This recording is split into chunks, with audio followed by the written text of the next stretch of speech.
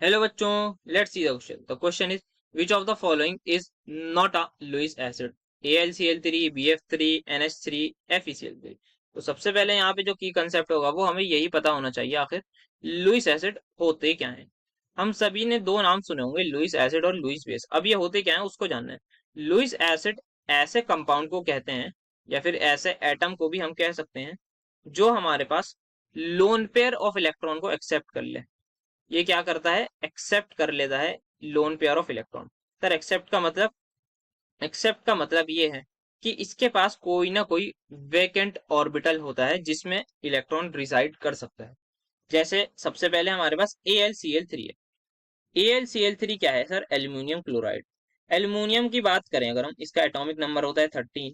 इसकी अगर मैं इलेक्ट्रॉनिक कॉन्फ़िगरेशन लिखूं तो वो आएगी 1s2, 2s2, 2p6, 3s2 and then 3p1। तो अगर हम इसके वैलेंस शेल में देखें, यहाँ पे फाइनल वाले शेल की बात करें, यहाँ पे एक s सब शेल है, इसमें दो इलेक्ट्रॉन होंगे। यहाँ पे इसके पास p भी प्रेजेंट है। यस सर, यहाँ पे p प्रेजेंट है। p में कितने इलेक्ट्रॉन है सर? यहाँ पे p में सिर्फ और सिर्फ एक ही इलेक्ट्रॉन है और एक खाली है। और जब मैं अगर इसकी एक्साइटेड स्टेट की बात करूंगा तो यहाँ से जो है इसकी एक्साइटेड स्टेट जब ये बॉन्ड बनाएगा तो बॉन्ड बनाने के लिए अनपेड इलेक्ट्रॉन चाहिए होता है।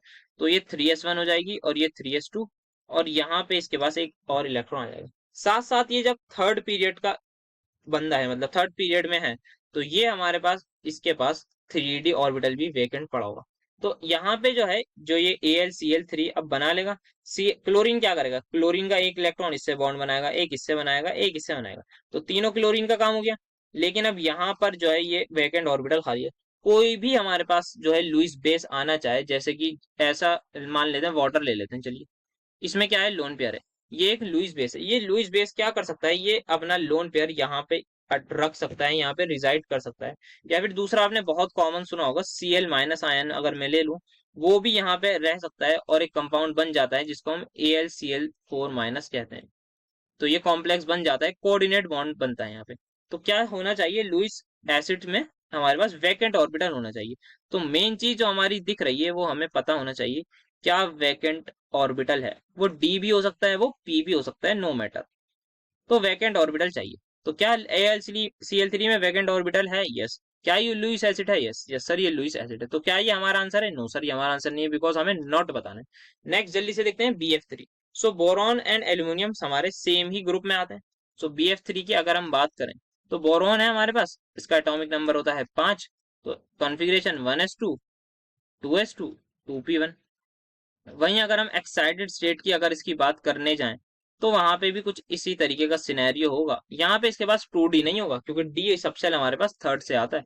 तो यहाँ पे जब ये एक्साइटेड स्टेट में होगा तो एक इलेक्ट्रॉन यहाँ, एक इलेक्ट्रॉन यहाँ। देन यहाँ पे ये जो हमारा फ्लोरीन है, यहाँ पे फ्लोरीन इससे बॉन्ड बना लेगा, एक फ्लोरीन इससे बॉन्ड बना लेगा, एक इससे बना लेगा। बाकी ये एक डब्बा खाली है, यहाँ पे हो सकता है कोई भी F- आ जाए, वो इस पे अटैक करके यहाँ पे अटैक इन द सेंस यहाँ पे अपना लोन पेयर रिजाइड कर लेगा। तो हमारे आपने सुना होगा BF4- बन जाता है।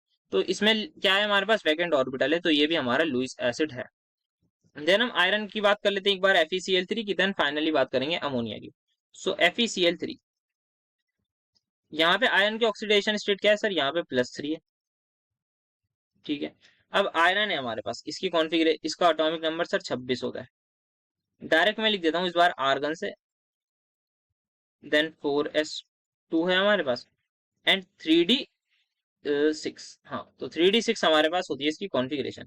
अगर हम इसकी बात करने जाएं तो यहाँ पे Fe इस वक्त किस कौन से ऑक्सीडेशन स्टेट में सर? +3 में है। Fe हमारे पास +3 ऑक्सीडेशन स्टेट में है। तो यहाँ पे अगर हम इसके इलेक्ट्रॉन्स वगैरह सब अनपेयर्ड भी करते हैं तो यहाँ पे इसके पास क्या है, 4s है। तो 4s है तो इसका मतलब इसके पास 4p ऑर्बिटल भी वेकेंट पड़ा हुआ होगा। यहाँ पे इसके 6 इलेक्ट्रॉन तो अभी मैं बना देता हूँ, चलिए। 1, 2, 3, 4, 5 एंड देन लास्ट 6। ये 6 इलेक्ट्रॉन बना दिए, बट यहाँ पे 4p जो ऑर्बिटल है इसका, ये भी वेकेंट होगा। तो यहाँ पर 4p में कोई भी हमारे पास आ सकता है जिसके पास लोन पेयर ऑफ इलेक्ट्रॉन हो, जैसे कि वाटर, जैसे कि अमोनिया। ये लोग आके अपना लोन पेयर डोनेट कर सकते हैं। तो ये भी हमारा क्या होगा, लुईस एसिड होगा। लास्ट हमारे पास दे रखा है अमोनिया।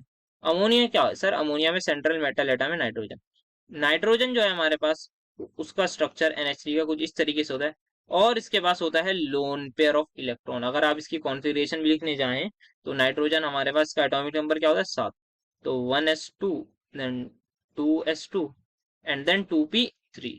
तो यहाँ पे इसके पूरे के पूरे यहाँ पे जो लास्ट इलेक्ट्रॉन्स हैं ये तीनों के तीनों फिल हैं, कोई इसके पास वैकेंट ऑर्बिटल नहीं है।